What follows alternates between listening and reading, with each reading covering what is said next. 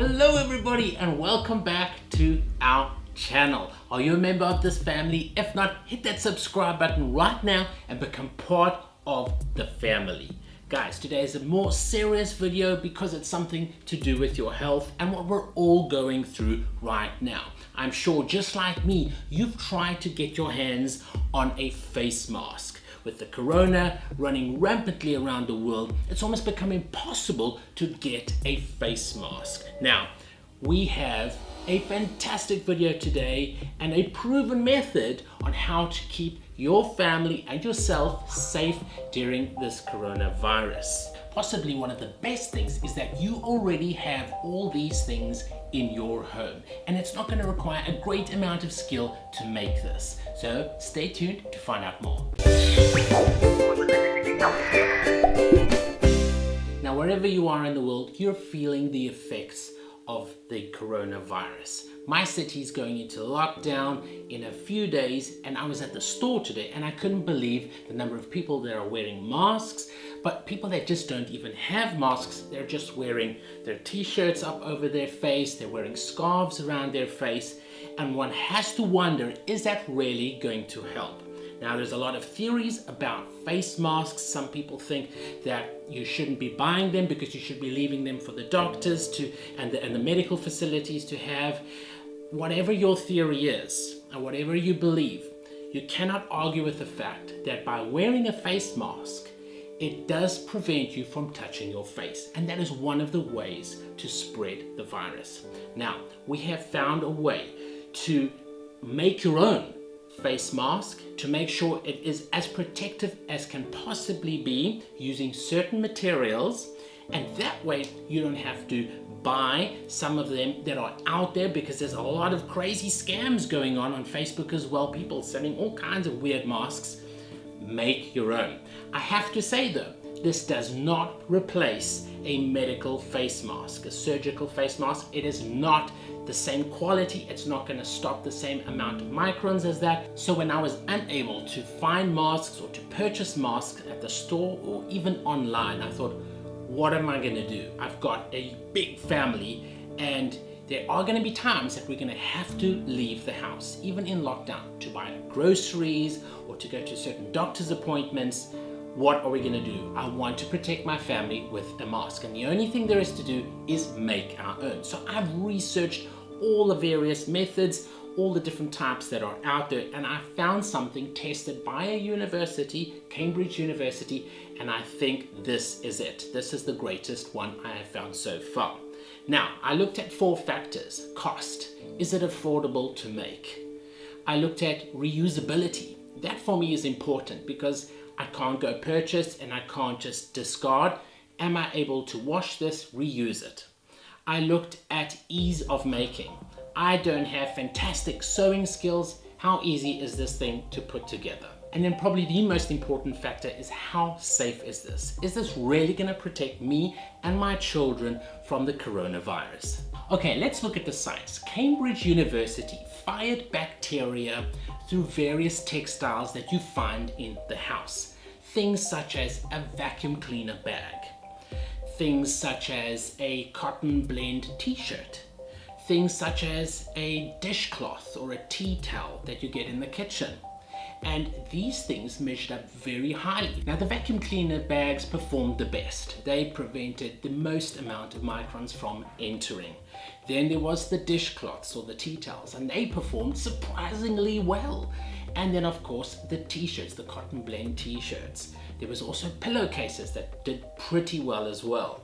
Now, the question is, are you able to put these things over your mouth and actually breathe? Because you might be protecting yourself against the coronavirus, but are you even able to breathe? If you're struggling to breathe, you could have other problems.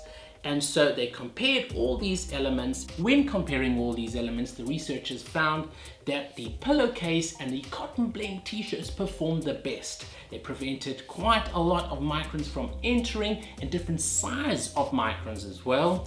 And they had a great breathability. We, for our particular design, went with a simple cotton blend t-shirt. Now this is something that I know you probably have in your home. I took it a step further and I looked at more research, and what we found is a simple kitchen towel. You know, the long ones, they almost look like toilet paper, but you know, you clean surfaces with it. The kitchen cleaning towel, the paper towel, if you cut that out and you create a sleeve inside your cotton blend t-shirt mask and you insert that through, you add an extra 23% of protection inside your mask. So you're talking a protection level of about 90%. That's fantastic. Now, why cotton blend? Well, it's been proven that spandex and polyester keep the virus alive longer on the surface of the fabric. It does not break it down, and it takes longer for it to dry, the vapors or the droplets to dry. Cotton, especially cotton blend, on the other hand, has the reverse effect. It dries it faster and it makes it inactive much quicker. Now, what I chose was a t-shirt that actually was 94% cotton, and there was also an element of stretch in it, which is really great for pulling over your face and makes it a little more comfortable to wear. I also like the fact that it was nice and soft on the skin, because a lot of these fabrics on some of these face masks are quite abrasive to the face. Another element we looked at was reusability. Because there's a shortage, you just can't simply be buying all the time, if you can even get hold of the disposable face masks. And that's it, isn't it? They're disposable. You're supposed to wear them for a short period of time and then you're meant to dispose them.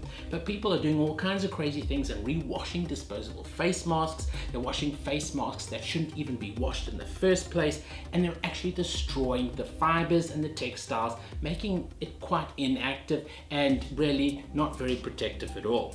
Something like this you can wash. You simply throw it into the machine, use detergents that have antibacterial qualities or disinfect it, but remember to take out your paper toweling out first, and that you can simply discard, that you can dispose of. So that's probably one thing you want to make sure that you have in your home, is enough of those kitchen paper towels. Now, I've just been to the store and toilet paper sold out really quick, but not the kitchen paper towels. So you should still be able to get that. And then there's the cost factor. It costs basically nothing, because you're already using, you could even use a dress, a cotton blend dress, cotton blend t-shirts, whatever you have that's cotton blend, you can use. You could even use a pillowcase, but for this case we have used a cotton blend t-shirt. That costs you basically nothing. You need a little bit of elastic. The cord type elastic works best. It's the sort of type that you often find on face masks for Halloween and stuff like that. You should have that lying around at the house. If not, it's quite easy to get hold of. And then of course, the kitchen paper toweling, which is pretty much found everywhere. That also very low cost indeed. So now you're asking, how easy is it to actually put this together?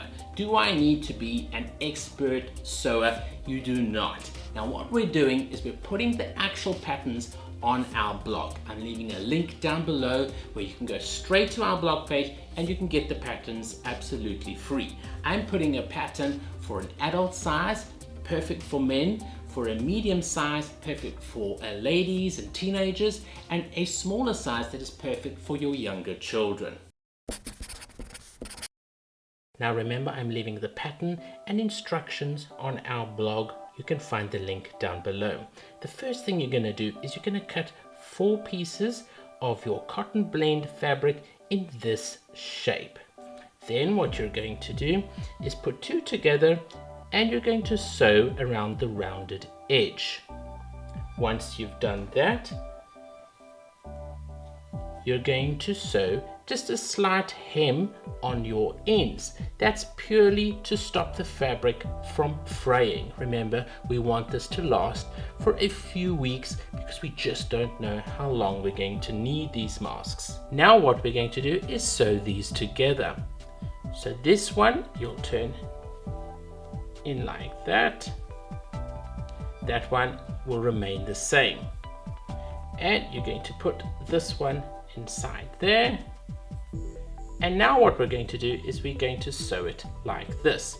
So here's your seam on there and your seam on the outside one. And you're going to sew around the top and at the bottom. Remember, don't sew the sides because that's where we're going to put our kitchen paper toweling in. So that when you're done, it's going to look like that. See, the sides are open. Now you can sew with a machine or you can sew by hand. Now what we do is we actually turn this completely inside out. Look how nice and neat that is. And there is your mask. The last thing left to do is by hand just sew your elastic straps in the corners over here.